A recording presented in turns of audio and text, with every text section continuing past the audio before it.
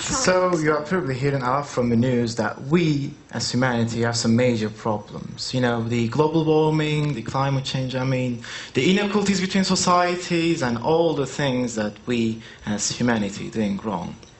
However, we were not so naughty in the past. In the Holocene period, for example, 10,000 years ago, we were pretty living in harmony with other species. So I know that we're not living in the same epoch with dinosaurs, but since we became the dinosaurs of our epoch, the Anthropocene, we became a threat to the biosphere. So we were neither more resistant or more powerful than the other species, but we had a huge ability on cooperation and creativity. And thanks to our abilities, we became the ruler of the earth now.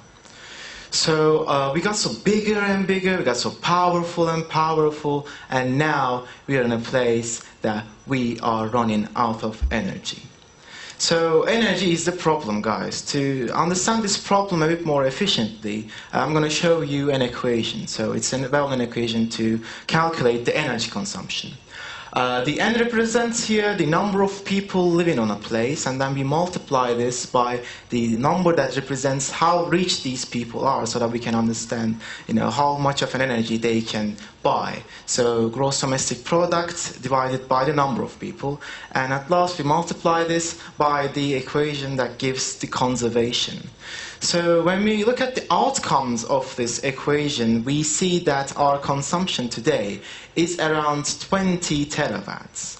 And until 2050, we're going to need 12 terawatts more, that you cannot see now, but 32 terawatts. So we're going to need 12 terawatts more, trillion watts more. So to understand, whenever I talk with my friends about this topic, they mostly say, we have the advantage of energy now. So 12 terawatts is not a big number. We can solve this problem by using nuclear plants and so. But we should first understand what 12 terawatts means. So 12 terawatts is equal to 12,000 gigawatts. And for those who are saying, the nuclear plants is our answer, the fun fact is, one nuclear plant can only produce 1 gigawatt of energy. So quick maths, 12,000 gigawatts we're going to need until 2050. 12,000 that makes 12,000 more nuclear plants that makes. So we have to build 12,000 nuclear plants. So one nuclear plant every day until 2050. And we have to renovate them too. Not that I don't like nuclear energy, but it really is a big problem now. So since the theme of our event today is mimesis, and we have to get inspiration from somewhere, think in basics. Think of us, for example. Where do we get the energy from? So we eat plants, we eat meat. So for example, we eat meat. Animals, we eat animals. Where do animals get the energy from? They eat plants. And where do they get the energy from? They get the energy from the sun. So keep it in mind, maybe that has something to do with our answer. Another fun fact is, you remember the numbers, 32 terawatts, that lots of nuclear plants and so stuff.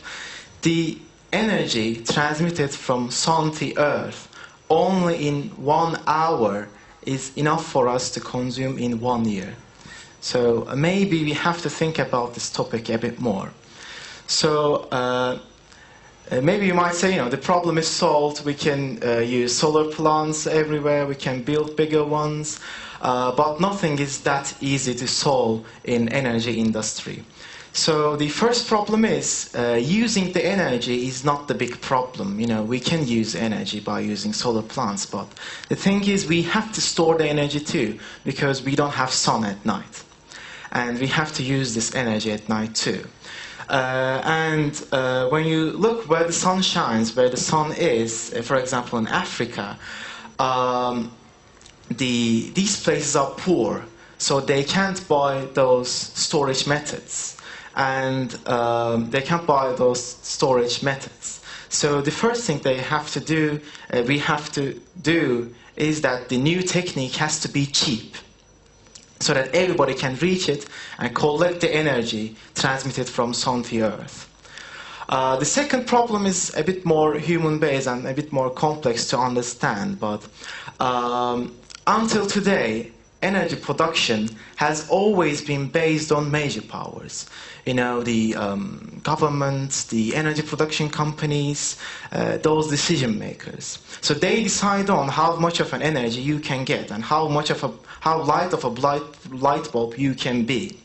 And I don't know if you're interested in history, but whenever there is a conflict or there is a war, there is always a paragraph that the energy that had to be shared.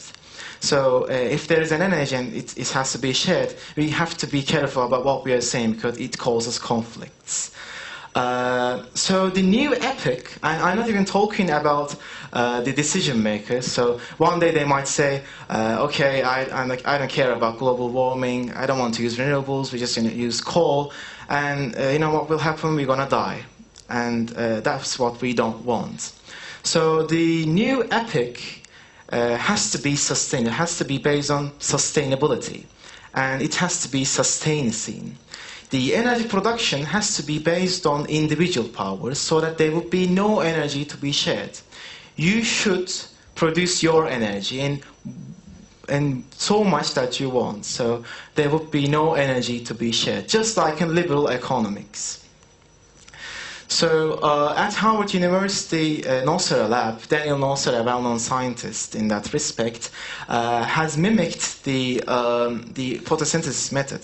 In his work, Artificial Photosynthesis, he found a way to split oxygen and hydrogen from water, and by using an enzyme, we can turn this hydrogen into a biological fuel so that we can use this energy, I mean the energy transmitted from sun to earth, whenever we want. And it's cheap and it's easy to use. By only using an artificial leaf, we can get this energy. Ladies and gentlemen, that's the answer for our problem, and we have to think about this topic. Keep it in mind. Another fun fact is, you remember the number, 32 terawatts, we have to build 12,000 nuclear plants.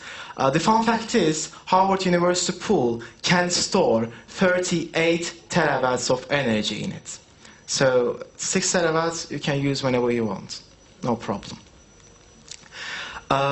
The world is becoming a much more harder place to live. And during his time in Siberia, Professor Kropotkin has observed the toughest conditions on the Earth, one of the coldest places on the Earth.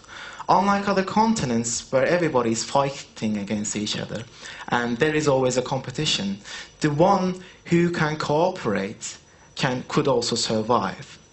So the world is also similar, and the world is becoming a much more harder place to live.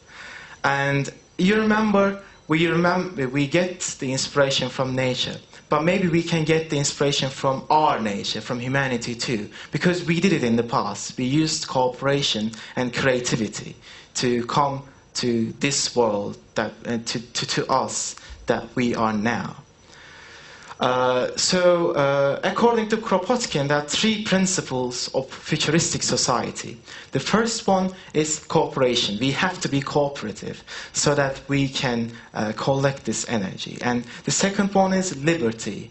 We should be liberals. And the third one is we should be equal so that everybody can reach what they want and we will not be fighting against each other. Ladies and gentlemen, this earth will cool down. I star among all the stars, one of the tiniest. I mean a grain of glitter in the blue velvet. I mean this huge world of ours. Thank you.